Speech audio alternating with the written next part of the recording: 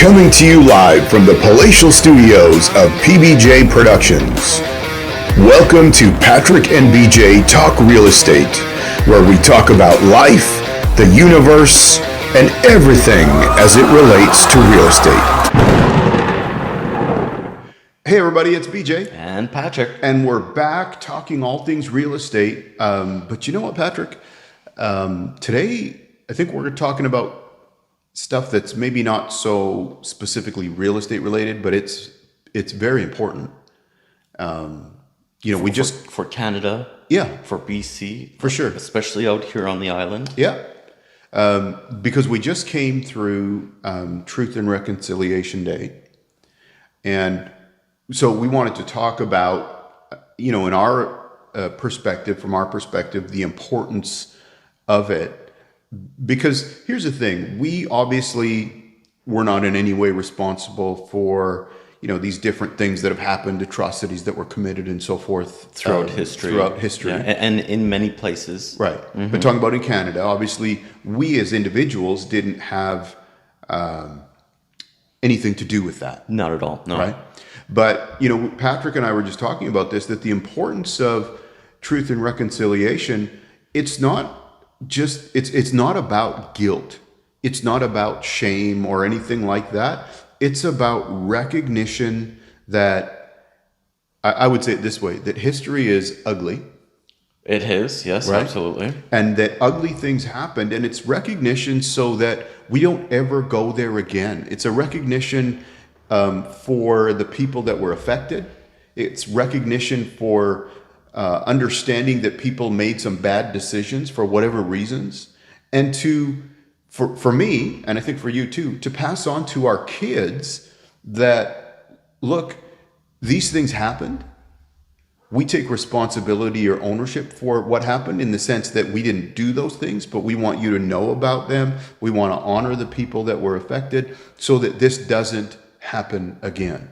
I think that's the biggest point to remember when reading history. And, I'll put it this way. I don't know enough of the history. I see things in the news. I read articles. Some people post things on social media. Sure. But, I'll put it this way. I know a little bit, but I would say I'm ignorant for knowing exactly what happened. Sure. Or how things happened. Yeah. We didn't cover that really in history class. Sure.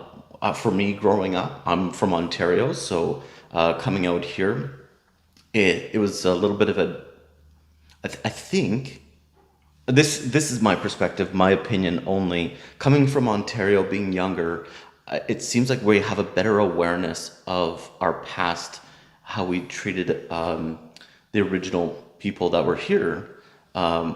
Compared to Ontario, but that's quite a few years ago. Maybe it's changed since then. Sure. So. And I think it was a different era too. When I was in school, we didn't talk a lot about what was happening with the Indigenous populations and where they were and how they were being treated or handled or any of those things. It's obviously you're right. Right. Yeah. And I'm thankful that that's coming to light, and that it's being addressed and been handled. I remember, Prime Minister Harper made an official.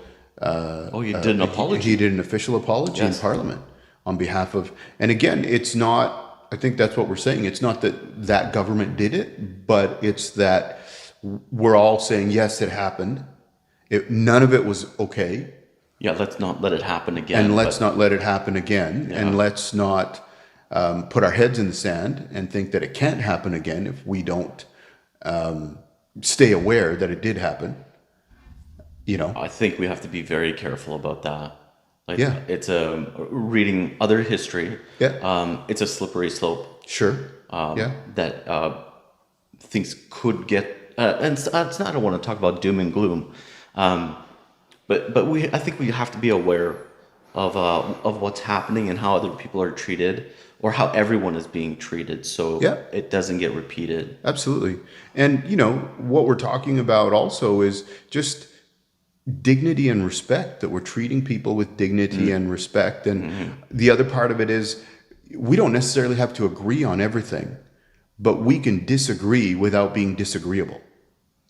Oh, yeah, absolutely. Right? I can treat you with dignity and respect and still think you're out to lunch on something, or not even out to lunch, or not agree with your opinion on something. I am out to lunch on some things. Could be. But I bet like even myself and a stranger, we would agree on at least 90% of things are a shared value. Yeah. Yeah. But I think, like we're talking about, this is all about also just recognizing that we all have value, and we're, just because we agree or don't agree doesn't affect our value and our intrinsic value as human beings. Like, you can be a Calgary Flames fan and you can still have value. Are you sure? Yeah. For those of you that don't know, I grew up in Edmonton. So, when my daughter was 2 or younger, I started to teach her Oilers good, Flames bad. So At a young age. At a young age. And back then we were still the Eskimos, so I would teach her Eskimos good, Stampeders bad. So That's right. Indoctrinate your own kid, right? This is hockey over here. Right. This is okay. Yeah. Yeah. This is the team to cheer for. right. Okay, but we're getting a little off. I know what you mean. We're making some light on the subject, but Yeah. I think for us it's a very serious thing. I think we appreciate that it's recognized, been recognized, and continuing to be recognized. I think we're seeing, at least from our perspective, I think our kids are seeing the value of what this is all about, and really they are our next generation of leaders. I thought it was pretty amazing. We met somebody from the city of Langford, and how they're making sure to include in events and leadership to have somebody from Canadian Native Indigenous from the Indigenous people population. Remember, and if you guys haven't seen it, you'll see it coming up where we shot at what was it? The food truck and Station Road food truck and music festival. Okay, Yeah. So we went down there for that, but we got to spend some time and interview some young ladies who are part of the Indigenous population. That one of them, she actually created the medals, right? Was the medals for both of them? Okay. One of them created one of the medals for what is it? It was the women's rugby. Was it women's rugby? Sevens, rugby sevens Olympic qualifier. Yeah.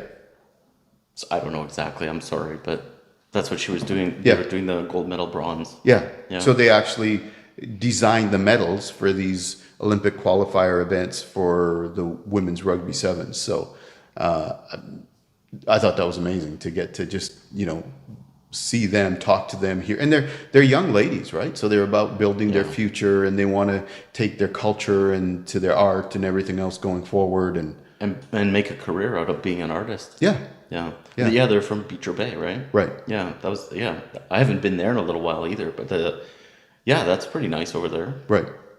So I know that's a little bit more maybe serious than we normally are on the channel, but we thought that this was something that is important to address. I think we want to also just say that that's part of our values as well, that we agree with what's said and what's being said as far as the whole recognition and remembering, and we want to make sure going forward that we are doing the right things as a society. Yeah, absolutely. Stay respectful. Yeah. Okay. Okay. See ya. All right. Thanks for joining us. And I respect all you Calgary Flames fans too. See you on the golf course.